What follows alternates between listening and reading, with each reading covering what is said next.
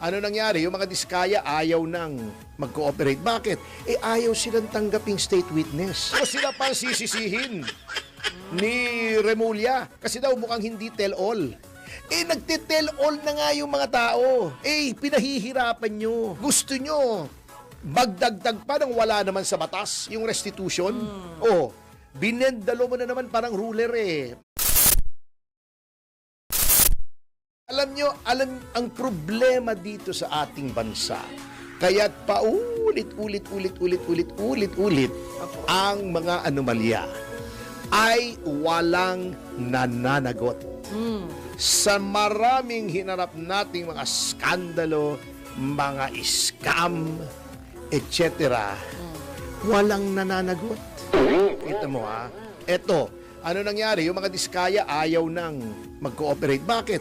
Ayaw silang tanggaping state witness. Bago sila pa sisisihin ni Remulla kasi daw mukhang hindi tell-all. Nagte-tell all na nga yung mga tao. Pinahihirapan nyo. Gusto nyo magdagdag pa nang wala naman sa batas yung restitution. Binendalo mo na naman parang ruler di ba? Paano maggaganahan yung mga tao kung ano-anong pagpapahirap bago sasabihin itong si Singson, yung sa ICI. Hindi pa nga tapos ang investigasyon kaya wala na ng kumpiyansa yung mga tao at hindi na tayo dapat magtiwala dyan sa ICI Sasabihin pa ni Singson, personally, ayoko maging state witness yung mga diskaya. Hindi nyo pa nga naririnig pagka ganyan, ang usapan siyempre mawawala ng gana yung mga tao at alam naman natin ang reason kung ba't ayaw niyong gawing state witness sa mga diskaya Kasi natatakot kayo kung sinong ituturo wala na yan bago ayaw niyo pang i-televise o i-live stream man lamang etong ICI behind closed doors kayo ng behind closed doors. Maraming hidden. Siyempre nagtataka yung mga tao kaya totoo man kaya hindi, ano bang niluluto niyo dyan at ayaw niyong pakita. Gumagawa kayo ng siopaw, baka naman pusa yan. Magagalit si Kiko Barsaga. Inyaw-nyaw Nyaw-nyaw. Chapsuy lang yun. Baka pusa yan, baka daga. Hindi namin alam di ba? Kaya nga nauso yung open kitchen sa mga restaurant. May salamin. Nakikita nyo kung paano niluluto, kung madumi, kung burara, kung may sipon yung kusinero, biglang sisinga doon sa sabaw. Di ba may Chinese soup? Di ba may Chinese soup yung medyo malapot? Di ba yung bird's nest? Di ba hindi mo alam kung ano yung malapot yun Ay, grabe. Baka meron pa dyan, talaba. Mahirap Masintabi sa mga kumakain. At saka yung mga bola-bola, di ba? Yung mga siomay, hindi mo alam, so kilikili. Grabe hindi mo natin malaman Nakita ko yun biglang bumahing dun sa chapsuy. Hindi, kaya nga nagkaroon ng open kitchen. Yun ang transparency. Yun. Sige na nga. Ibig sabihin, seriously, mas may kumpiyansa ka kung nakikita mo kung anong ginagawa. Parang itong tech natin, di ba? Hindi mo alam kung medyo mali yung cue ng mga sound effects. Alam mo kung sinong nakaupo. Alam mo kung sinong sisisihin mo. Kung nakatakip yan, si June. Si June Reyes. Hindi mo alam, kung nakatakip yan, hindi mo alam kung mumurahin mo si Wenner o si June Reyes. Di ba? Ano talaga yun? Kita mo, umpisa natin Yes! Isa-isahin natin. Isuriin natin ang mga iskandalo. Ito, unang-una. Unahin na natin yung Dacer Corbito. Alauna. Crime of the decade. Okay. May nanagot ba? Wala. Why? Sapagkat, ito ang pinakamabigat na nangyari dyan sa Dacer Corbito. May warrant na si Senator Lacson. Ito katotohanan na hindi ko sinisiraan si Senator Lacson. Nagsasabi lamang ako, all of these are on record. Okay. Nagkaroon ng warrant. Alam ko to personally kasi ako yung abogado. Isa sa mga abogado nung witness, si Mangkaw. Okay. So, nagkaroon ng warrant. Lumitaw si Mangkaw, bumalik. Sinabi si Senator Ping ang mastermind. Sumumpa siya. Sinabi ngayon, nag-apologize na. Siyempre, marami na nangyari in between. Pero noon, talagang sinusumpa sa amin. Mabuhay, mamatay, yun ang testimony ko. Anyway, pumunta na tayo sa mga events, yung time frame. Nagkaroon ng warrant from Judge Telma Medina. Opo. Nagtago si Ping. Sinabi pa, I'm a fugitive from injustice. Injustice daw yun. Siyempre, sino pa ka naman para maghusga na injustice? Dapat harapin mo, di ba? Okay. Nawala siya bigla, hindi mahanap. Nag-wanted pa kami ng DACC. Okay, that was the time of Gloria Macapagal Arroyo. Bago siya nawala, nag-privilege speech pa siya, sinasabi sa akin, ayan, si Topacio, yan nakikita sa Malacanang, nakikipagsabuatan kay FG. O hinamon ko siya. Sabi ko sa kanya, Mr. Senator, hindi ko kilala yung kamoting yan si FG. In fact, kalaban namin yan ni Erap That time.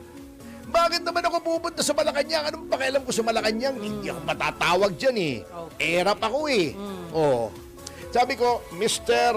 Senator, ganito gawin natin. Magpa-lie detector test tayo dyan mismo sa session hall ng Senado. Nasa dyaryo yan. Opo. Pag totoo, pagka hindi totoo ang sinasabi ko na hindi ko kilala si FG at ako'y pumupunta sa Malacanang. Pagka tinanong niyo ako kung totoo o hindi at lumabas na hindi totoo, nagsisinungaling ako, nakilala ko si FG Arroyo, at ako'y pumupunta sa Malacanang, isosoli ko yung aking lisensya sa law, hindi na ako magpa-practice kahit yan ang bread and butter ko. Ang tindi naman. Pero pag napatunayang mali yung sinasabi nyo, mag-resign kayo as senator. Baka alam mong sasabihin palusot. Hindi! Yung lie detector test, namamanipulate yan. Oo, namamanipulate kung ikaw ay highly trained. Halimbawa, CIA ka, secret agent ka, o James Bond ka, o Agent O210. Diba? OO7 yun baka si Tony Falcon. Kilala mo si Tony Falcon, si Agent X44. Pero fictional yun. Ibig sabihin, seriously, nabibit. Tama yun. Kung highly trained ka, mukha bang highly trained agent ako? Bubugoy-bugoy lang ako so, palusot. Okay. So, nagtago si Pogi. Nawala. Pagkatapos, napakaswerte niya. Nagpalit ng administrasyon, yung kinampian niya, yun ang nanalo, si Noynoy. Anong ginawa? Nag-iba na yung Solicitor General, nag-iba na yung Secretary of Justice. Alam mo ba na umangat siya o nag-apila siya sa Court of Appeals on the finding of probable cause. Yung Court of Appeals, kinampian siya. Sinabi, walang probable cause. Yung warrant, walang visa. Okay, Court of Appeals pa lamang yun. Ang dapat nag-apila noon ay ang Office of the Solicitor General. Okay, sino Solicitor General noon? Di tao na. Ni Noynoy, kakampi na siya ni Noynoy. Lumitaw na siya. Alam mo ba, ang Office of the Solicitor General, lahat ng mga walang kakwenta-kwentang annulment case, mag-asawa, nag-grant yung annulment. For whatever reason, ayaw na nila. Gusto na nilang paanal. Inaapila yun. Inaapila. Kahit yung mga simpleng tao lang, pangkaraniwang tao na gusto magpaanal, automatic, inaapila yun ng OSG. Yun ang policy. Ito, crime of the decade, Dacer Corbito. Internationally, pumutok. Alam mo na yung nangyari kay Dacer Corbito? Di ba si Dacer Corbito isang sikat na PR man? Yes. Nakita, sunog. Pati yung sasakyan niya. Sunog sa Cavite, pati yung driver niya, kaya Dacer Corbito, double murder case. Hindi inapila. Hindi inapila! Double murder! Hindi inapila! Bakit po?